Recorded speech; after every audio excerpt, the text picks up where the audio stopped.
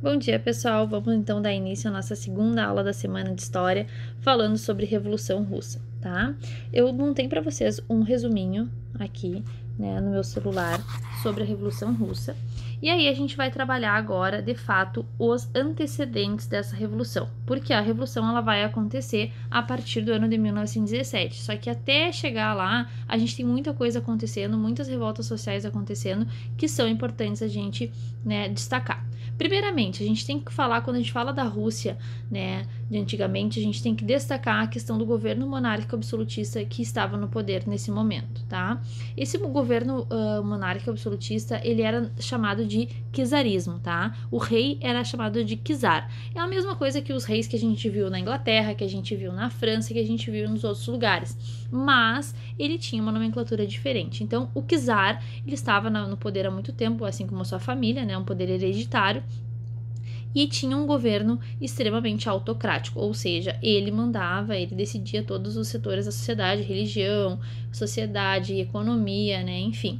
Então, isso já gera uma sociedade totalmente desequilibrada socialmente, né? Uma sociedade que não é igualitária. A gente sabe que no mundo a nossa sociedade ela não é igualitária há muito tempo, né? Desde que o mundo é mundo, a gente tem problemas de desigualdade social, né? Vários movimentos vieram lutando para que isso acabasse, né? Depois a gente teve a Revolução Francesa, que foi um grande movimento onde o povo foi atrás do poder, né? Mas mesmo assim a gente sofre ainda com resquícios, né, de uma desigualdade extremamente forte entre as pessoas.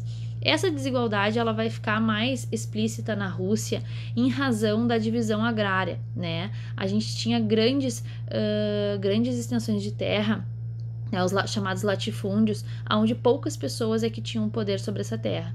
E a gente tem uma questão muito interessante na Rússia, triste, mas interessante, onde a gente ainda tem resquícios de uma servidão. Imaginem, pessoal, a servidão ela foi um modo de trabalho na época da Idade Média, né? No século XVI, século XVII, a gente está falando, né, de anos e anos de atraso social, né, na questão trabalhista. Então, a Rússia ela vai sofrer muito com essa questão, né, desse atraso que ela tem perante os outros países. Esse atraso também vai ficar, a gente pode destacar a questão das indústrias. Na Inglaterra, no século XVIII, ela já tem a Revolução Industrial, né, que a gente estuda no 8º ano. A Revolução Industrial ela vai ter o seu fim, digamos assim, a primeira Revolução Industrial, ela vai ser datada de 1760 a 1840.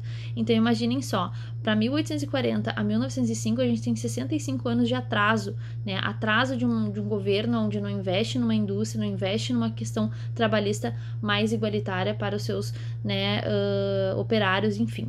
Então, a gente tem um atraso muito grande na Rússia, né? Um atraso social, um atraso, né, financeiro e assim por diante. Quando a junção desses 4 fatores, ela vai dar, né, não vai ser uma coisa muito boa. Ela, obviamente, vai dar uma crise, e essa crise ela vai atingir todos os setores da sociedade, inclusive do czar, inclusive do poder absolutista da Rússia, né, que vai ser o foco, digamos assim, né, do movimento dos operários em busca da Revolução Russa.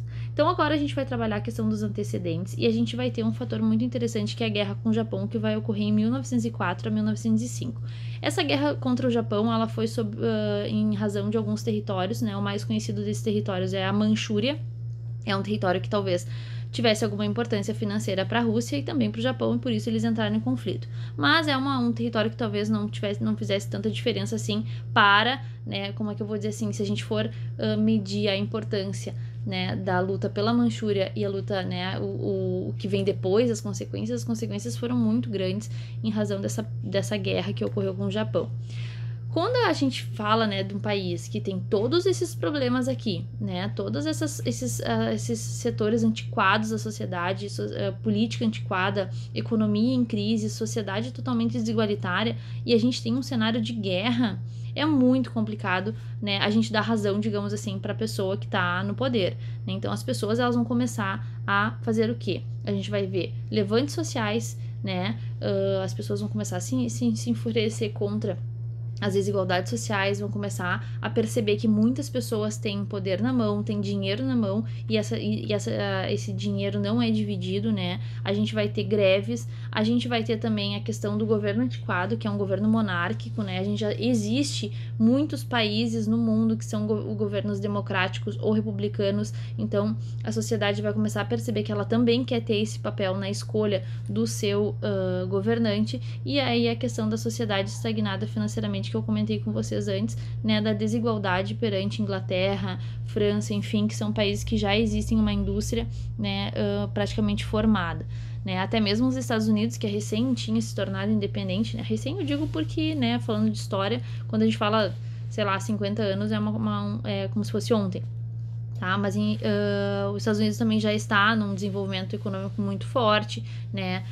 E o outro fator muito interessante, pessoal, é a questão do surgimento desse partido político aqui, tá? Esse partido político, ele é chamado Partido Operário Social Democrata Russo, tá?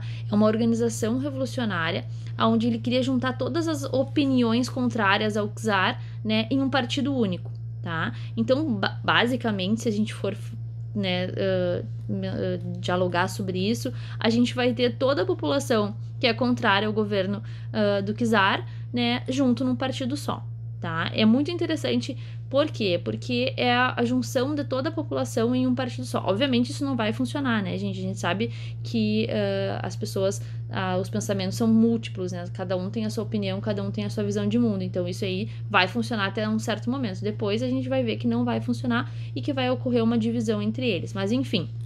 Para esse momento, né, de antecedente de uma revolução tão grande quanto foi a Revolução Russa, é muito interessante a gente perceber a união das pessoas que são contra, né, um governo que está no poder, certo? Então, agora a gente vai ver a questão, né, muito interessante que vai ocorrer de um movimento revolucionário que ocorre lá, que é o chamado Domingo Sangrento. Isso aqui, pessoal, era para ser um encontro das pessoas, da população, né? Uma manifestação, digamos assim, pacífica para o czar perceber a insatisfação dessas pessoas na sociedade.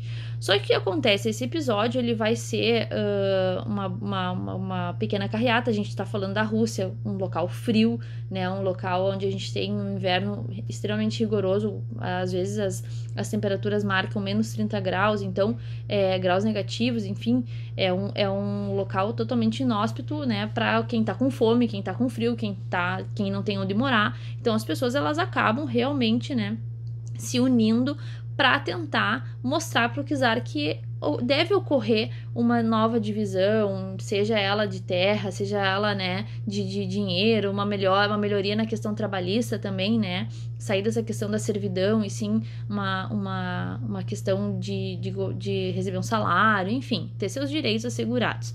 Tá? E aí, então, em 1905, né, no Palácio de Inverno, em São Petersburgo, que era o local onde o czar e sua família passavam o inverno, alguns representantes da população fizeram essa manifestação pacífica, era como se fosse uma passeata na frente do Palácio de Inverno. Só que, né, a polícia e os soldados foram ordenados de que eles deveriam reagir contra essas pessoas. E essa reação, obviamente, era o quê? Atirando contra elas. Tá? Então, uma manifestação que era para ser pacífica acabou ficando conhecida como Domingo Sangrento. Muitas pessoas morreram e isso enfureceu o restante da população.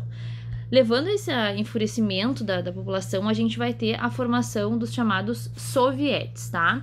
Esses sovietes, pessoal, eram como se fossem pequenas organizações, né, dos operários, camponeses, soldados, porque depois dessa questão do Domingo Sangrento, ocorreu uma discussão muito forte dentro da população. E até mesmo soldados que eram do czar, né, começaram a perceber e a se perguntar, realmente, o que está acontecendo? Se é justo, né, o czar ter todo esse poder, não dividir, não ter uma reforma agrária, a gente entrar numa Primeira Guerra Mundial, que é um conflito, né, de grandes proporções, sem dinheiro, nossas pessoas estão passando fome, enfim. Aí até mesmo os soldados acabam então se organizando contra esse czar nesses pequenos sovietes, que eram pequenos grupos, né, de pessoas que se organizavam e discutiam sobre as mudanças sociais que eles queriam para o mundo, tá? Junto a isso, a gente tem a entrada da Rússia na Primeira Guerra Mundial, tá? Quando a gente fala Primeira Guerra Mundial, a gente tá falando, né, de um evento extremamente grande, onde a gente tem grandes potências lutando, né, contra si. A gente tem a Alemanha enfurecida desde sempre, né? A Alemanha, ela sempre vai aparecer nos conflitos com uma violência, um ódio, uma vingança extremamente forte perante os outros países. E aí, então, a gente tem um país totalmente quebrado, né? Totalmente em crise, e vai entrar numa Primeira Guerra Mundial. E aí as pessoas vão ficar cada vez mais se perguntando, tá, e aí, qual é que é desse czar? A gente tá numa situação extremamente... As pessoas estão morrendo de fome e o cara tá entrando na guerra, tá mandando soldado, tá mandando dinheiro, enfim, né? O czar, coitado, né? Coitado não, mas a gente não tem como defender o cara, né? Porque a situação tá totalmente complicada na Rússia e ele ainda me entra numa Primeira Guerra Mundial. E aí ele vai ter o que ele merece, né? Ele vai convocar a chamada Duma, que era uma espécie de um parlamento, uma reunião, como mais ou menos foi a reunião dos Estados Gerais lá no início da Revolução Francesa. Desculpa. E aí, essa Duma, pessoal, ela é a reunião onde vai várias pessoas, né, da sociedade, principalmente dos sovietes, os líderes dos sovietes vão se reunir para tentar discutir e buscar o quê? O que eles queriam buscar? Eles queriam buscar nada mais, nada menos do que uma monarquia constitucional. Ou seja, eles estavam de acordo que o czar podia ficar no poder, né? O czar pode ficar no poder, mas a gente precisa ter uma constituição. O que é uma constituição? É um conjunto de leis que vai determinar, né, o que tu pode e o que tu não pode fazer na tua sociedade, no mundo que tu vive, no local que tu habita.